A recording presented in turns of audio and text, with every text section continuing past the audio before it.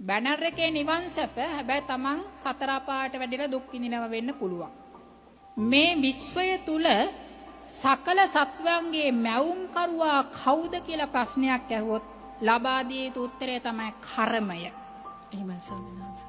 මේ සත්වෝ සෑම කෙනෙක්ම උප්පත්තිය ලබන්නේ භවයක මුලින්ම උප්පත්තියක් ලබන්නේ මේ කර්ම ප්‍රත්‍යයෙන් හින්දා. ඒක තමයි පටිච්ච සමුප්පාද දේශනාවේදී සංඛාරපච්චය විඥානං කියලා කියන්නේ. එහෙමයි. සංඛාරපච්චය විඥානං සංඛාර කියලා කියන්නේ එතෙන්දී කර්ම ප්‍රත්‍යයට කුසල අකුසල කර්මවලට. විඥාන කියලා කියන්නේ ප්‍රතිසන්දියට. එතකොට මේ විශ්වයේ සෑම සත්වයකම කර්මයකින් තමයි උප්පත්තිය ලබන්නේ. ඒ තුලිනුත් අපි තේරුම් ගන්නට ඕන ප්‍රධාන දේ අපේ එක ඇඟක් ඇතුලේ කර්ම දෙකක් තියෙනවා. කුසල කර්ම සහ අකුසල කර්ම. සබ්බ පාපස්ස අකරණං. අකුසල කර්ම උපදවා ගන්න එපා Taman තුල. කුසලස්ස උපසම්පදා. කුසල කර්ම ගොඩනගා ගන්න. අකුසල කර්ම ගොඩනගා ගත්තොත් අකුසල කර්මය යනු සතර අපායේ උප්පත්තිය ලබා දෙන කර්මය. එහෙමයි. සතර අපායට පාර තියෙන්නේ Tamanගේ හදවත තුල. එහෙමයි ස්වාමීන් ඒ තමයි හදවත තුල උපදින අකුසල කර්මය.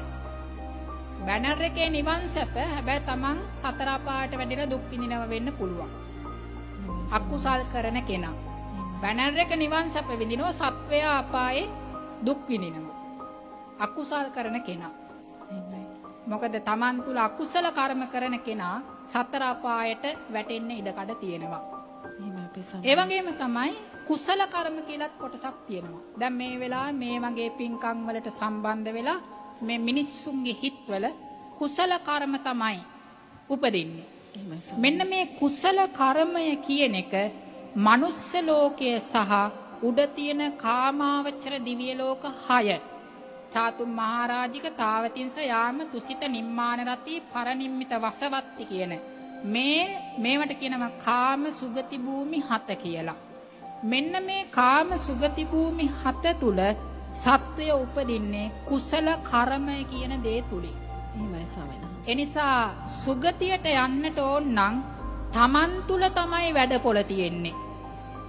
සුගතියට යන්නට ඕන නම් Taman තුල කුසල කර්ම උපදවාගත යුතුයි.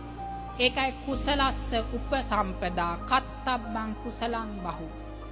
ඒ වගේම තමයි අපායේ දොර වහන්නට ඕන නම් අපායට යන මඟ අයින් කරන්නට ඕන නම් සබ්බ පාප සකරණං අකුසල කර්ම Taman තුල